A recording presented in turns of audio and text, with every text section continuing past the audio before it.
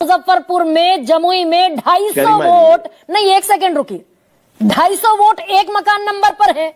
अलाउद्दीन मियां भी रह रहे हैं, उमाकांत ठाकुर भी उसी में रह रहे हैं। ये बताएगा चुनाव आयोग कि तो एसआईआर के बाद का प्रोसेस है ना, समझ रहे हो? वही मैं आपको, लेट मी कंप्लीट, मैं आपको क्या कह रहा हूं। आपने कहा एसआईआर के बाद का प्रोसेस, 1 महीने का दावा भी 1 अगस्त से 1 सितंबर 2025 तक का तो है ही। अभी तो एसआईआर का फाइनल आना बाकी है कि जो लोग, जो नाम हटाने हैं, जो जोड़ने हैं, जो घटाने हैं, जो दावे होने हैं, जो गलतियां हैं, जो विशुद्धियां हैं, जो विसंगतियां हैं, जो विद्रुपताएं हैं, उनको ठीक करने के लिए, उनको सुदृढ़ करने के लिए, उनको सही करने के लिए भी 1 महीने का समय है। चूतिया बनाया तुमको। अभी 7 दिन का तो समय ऑलरेडी दे रखा है जो तमाम बीएलओ को, कि आप दावा करो कि कहां गलती है, कहां सही है, और हम सब लोग मिलकर इसको ठीक कर रहे हैं। जो भी विद्रुपताएं हैं, जो भी विसंगतियां हैं, उसको ठीक किया जाएगा। यानी कि एसआईआर बेहद जरूरी है। आपने लोकतंत्र, ये 1 महीने का टाइम तो जनता के लिए है ना धनंजय जी, आप फिर बरगला रहे हैं लोगों को, बस हवा निकल गई। गलत आंकड़े और गलत फैक्ट रख रहे हैं। 1 महीने का टाइम तो उन लोगों के लिए है कि लोग चेक कर लें हमारा नाम वोटर लिस्ट में है कि नहीं है। ये एक मकान पर जो 250 लोग हैं, ये तो चुनाव आयोग क्लैरिफिकेशन देगा ना कैसे है। तू समझा? हाँ। नहीं, तू समझा नहीं। 65,000 बीएलए जो हैं, उनको चुनाव आयोग ने ड्राफ्ट वोटर लिस्ट दी है और कहा जहां भी जो छूट गया है, गलत जुटा है, उस 7 दिन में सब ठीक कर लेंगे। आप उसको लेकर के आइए। बताइए, उसमें 4 दिन हो गए, लेकिन कोई भी एक भी शिकायत कौन लेकर आए धनंजय जी?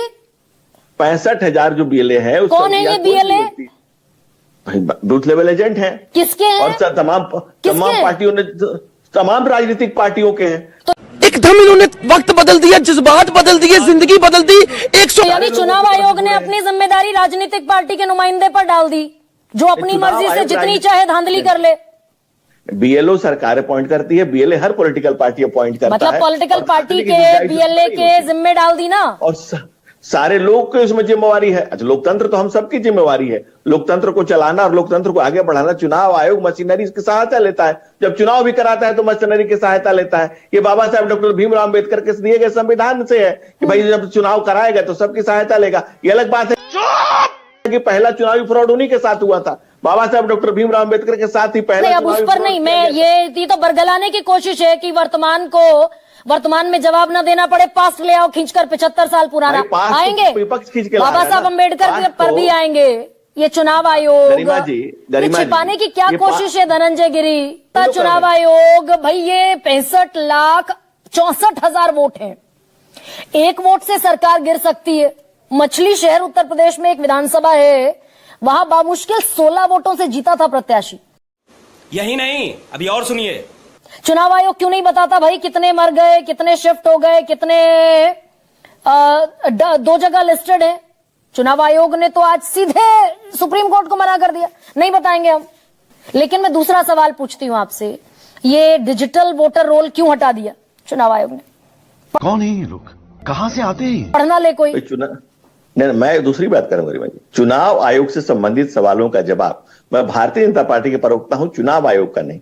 चुनाव आयोग से उसके सारे मामले सुप्रीम कोर्ट में है, और सुप्रीम कोर्ट में चुनाव आयोग अपना जवाब बखूबी दे रहा है। वो भी एक संवैधानिक संस्था है, और संवैधानिक संस्थाओं पर आरोप लगेगा तो संवैधानिक संस्थाएं उसका जवाब देंगी। नहीं, बीजेपी भी जवाब देती है ना भाई, यही तो मुश्किल है। बीजेपी भी जवाब देती है। सुधांशु त्रिवेदी कह रहे हैं, सुधांशु त्रिवेदी से लेकर किरण रिजिजू, रविशंकर प्रसाद तक की राहुल गांधी का चिप खराब हो गया है।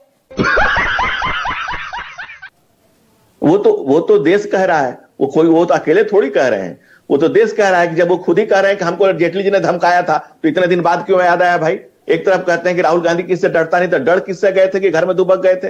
आप संविधान को हाथ में लेके नहीं चलते हम संविधान को हृदय में लेके चलते हैं।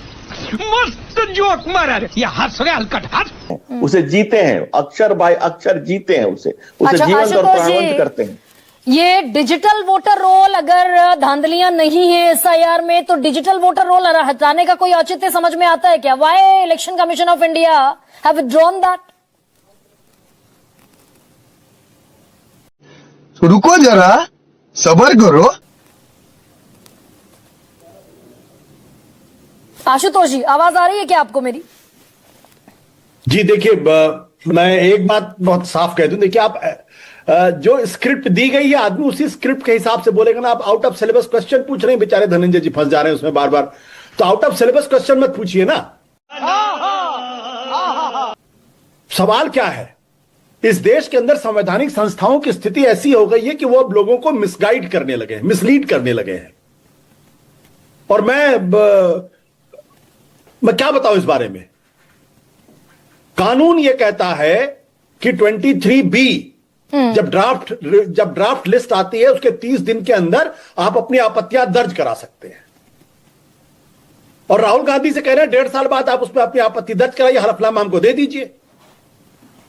मुझे तो लगता है कि किसी न किसी व्यक्ति को अब इलेक्शन कमीशन के पर ही लोगों का भरोसा खत्म हो जाएगा। तू समझा? हाँ। नहीं, तू समझा नहीं। यह देश संविधान से चलेगा, कानून से चलेगा, या किसी के विम्स एंड फैंसी पे चलेगा?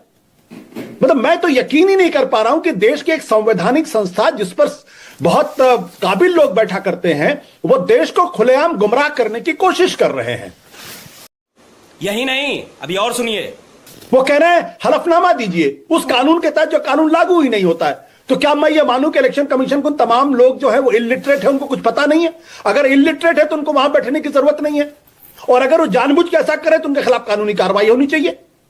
और मुझे तो बड़ी हैरानी होती है कि भारतीय जनता पार्टी और जनता दल यूनाइटेड के प्रवक्ता आके उसी चीज को रिपीट करते हैं। समझ रहे हो? अरे भाई, ये देश संविधान से चलेगा, ये किसी पार्टी के विम्स एंड फैंसी पर नहीं चलेगा। नहीं